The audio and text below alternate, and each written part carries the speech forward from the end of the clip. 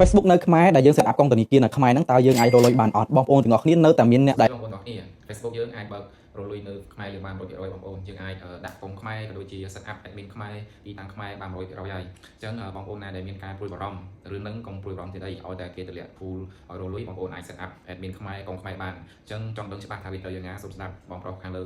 អរគ្នាគាត់សពេចសពិលគាត់នៅតែអត់ទាន់ដឹងច្បាស់លាស់ថាតើនៅប្រទេសខ្មែរយើងហ្នឹងដែលអាច set up កុងធនាគារខ្មែរយើងហ្នឹងថាតើយើងអាចរកលុយជាមួយនឹងFacebook បានអត់បងប្អូនទាំងអស់គ្នានៅតែមានអ្នកដែលគាត់អត់ទាន់បានយល់បាទគាត់នៅតែជឿទៅលើគាត់មើលវីដេអូច្រើនពេកបាទមិនមែនគាត់ជឿទេគាត់កុងខ្មែរយើងដាក់ admin ខ្មែរយើងបាន 100% បងប្អូនបើចង់កាន់តែច្បាស់តោះយើងទស្សនាវីដេអូបងប្រុសខាងលើបងប្អូនគ្នាណែនាំច្រើនឃើញវីដេអូអំពីរបៀបការបង្រៀនច្រើនទៅធ្វើឲ្យគាត់វល់ពេញនឹងហ្មងថាតើមិនដឹងតើនៅខ្មែរយើងរកលុយបានជាប់កុងធនាគារខ្មែរបានអត់អញ្ចឹងនៅក្នុងវីដេអូនេះខ្ញុំនឹងបញ្ជាក់ឲ្យអ្នកទាំងអស់គ្នាច្បាស់ៗហើយបើសិនជាបញ្ជាក់ប៉ុណ្្នឹងហើយអ្នកទាំងអស់គ្នានៅតែមិនយល់នៅតែឆាសួរខ្ញុំរកលុយបានតាមពិតទៅនៅខ្មែរយើងក៏យើងរកលុយបានជាធម្មតាបាទជាមួយនឹង Facebook profile របស់យើងហើយនេះគឺជារូបភាពដែលនឹងឲ្យបងប្អូនដូចបងប្រុសខាងលើគាត់បានបញ្ជាក់រួចហើយថា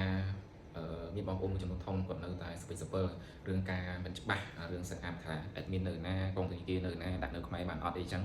បងប្រុសបានបញ្ជាក់ច្បាស់ៗហើយអញ្ចឹងតាត់បងប្រុសតទៀតលុយដែលគាត់ទទួលបានចេញពី Facebook ផ្ទាល់តែម្ដងគឺគាត់ប្រើកុងខ្មែរបាទហើយ Facebook ខ្មែរ admin ក៏ខ្មែរដែរអញ្ចឹងវាអត់មានបញ្ហាអីទេបញ្ហាត្រង់ថានៅពេលដែលយើងបានលុយគឺខាងធនាគារស្រុកខ្មែរយើងគឺគេកាត់ពន្ធចំនួន$10អញ្ចឹងលុយរបស់គាត់ច្រើនដែរកាត់$10ក៏អត់មានបញ្ហាទេអញ្ចឹងបងប្អូនទាំងអស់គ្នាអ្នកដែលគាត់មិនទាន់ជឿជាក់អ្នកដែលគាត់នៅតែសពេចសពិលមើលវីដេអូនេះហើយមិនបាច់ឆ្ងល់មិនបាច់អង្គុយគិតអីច្រើនទេធ្វើតែវីដេអូឲ្យតែមានអ្នកមើលទៅបាទអញ្ចឹងហ្នឹងហើយបងប្រុសគាត់បញ្ជាក់ហើយមិនថា page មិនថា profile ទេយើងអាចរកលុយបានទាំងអស់សំខាន់ឲ្យតែយើងធ្វើគ្រប់គោលការណ៍របស់ Facebook ទម្លាក់ tool CM មកយើងអញ្ចឹង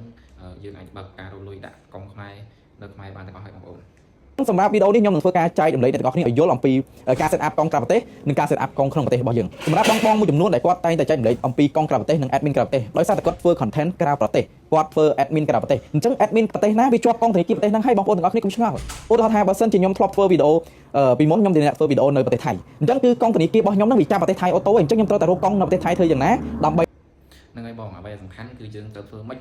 រឿងសំខាន់មិនមែនរឿងសំខាន់ដាក់កុងធនាគារណាអីបងសំខាន់គឺយើងត្រូវធ្វើវីដេអូឲ្យទុះឲ្យមានអ្នកមើលឲ្យមានតាមដានសិនចាំដល់ពេលហ្នឹងលេងខ្វល់ហើយបងប្អូនតែពេលគេ